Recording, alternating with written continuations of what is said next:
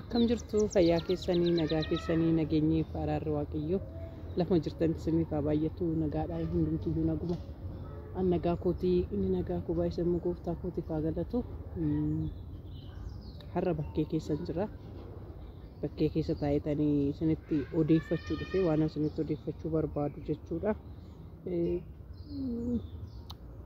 maal isinitti odeeffachuu barbaadu jechuudha yaa jaraku bara kana jechuudha nama faana akkamitti akka waliin galanii akkamitti akka jiraatan nama faana nama wallaalchisa suma dhugaa kun nama wallaalchisa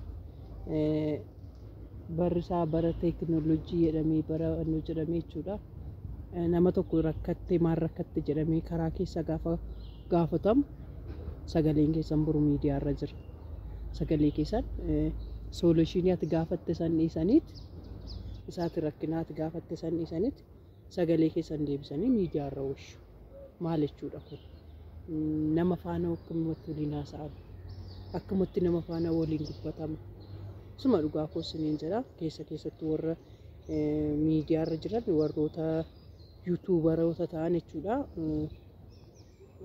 dhugaa rabbii nama aarsaas baay'ee naarii dhugaa kun hin ta'u maaliif seetan sagalee rakkina nama tokko fakkeenyaaf jechuudhaan nama baay'eetu gorsanarraa barbaade na bira dhufee baay'eetu jechuudha ijoollee hedduun ni beektus warroonni isin gorseetu isinitti beektu jechuudha hedduun keessanii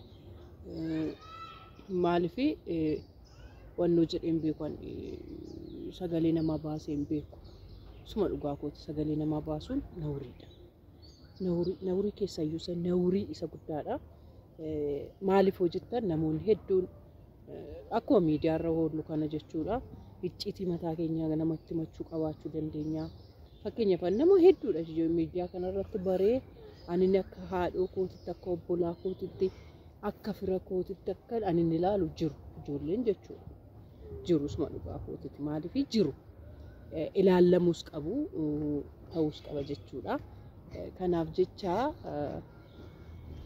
beeko qomee beekuu koodii gadi deddeemaa jechuudha kanaafiyyuu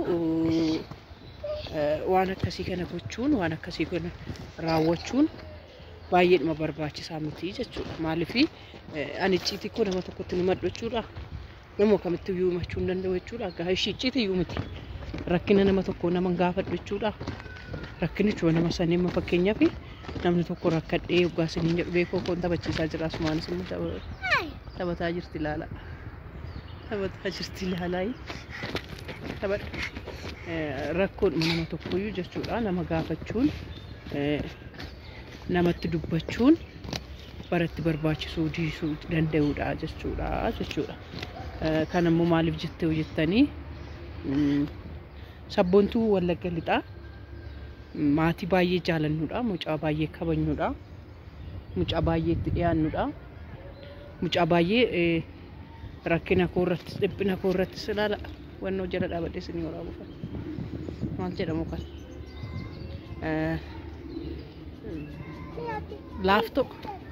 laaftoo jechuun jallaa suma jallaa kana soroorsee ooyee hunkuftache suma jallaa laaftoo jallaa kana siriirsee jechuudha waaqayyo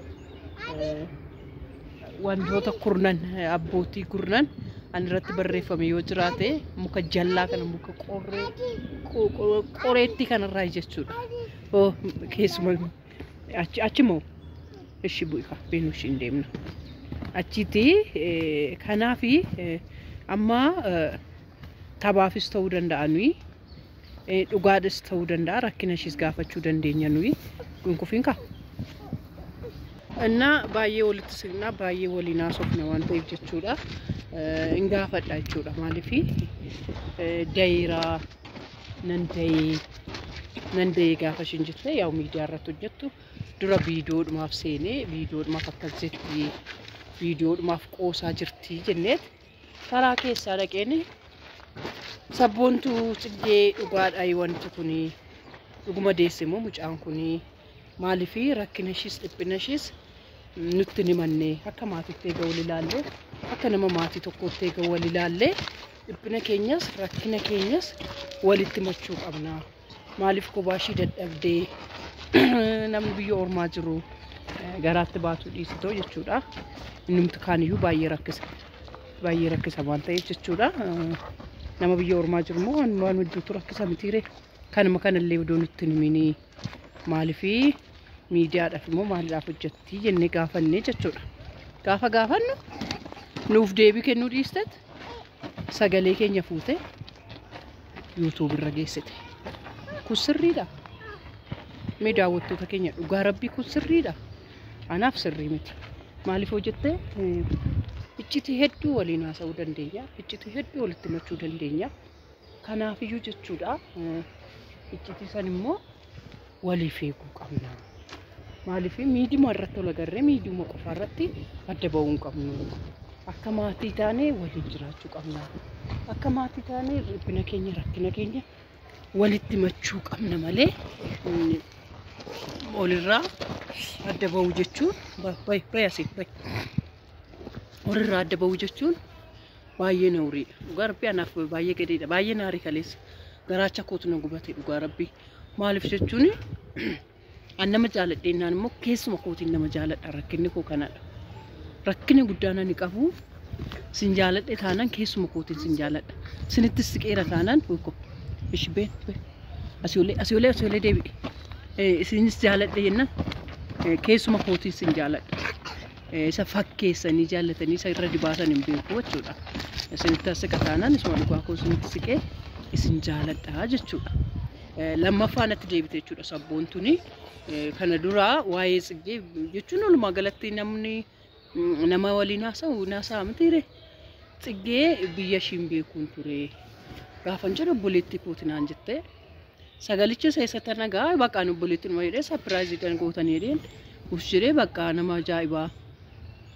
Abbaan eebbuyyuu natti gaddee ture. Maaliif sagaleen abbaan eebbuus keessa galee ture.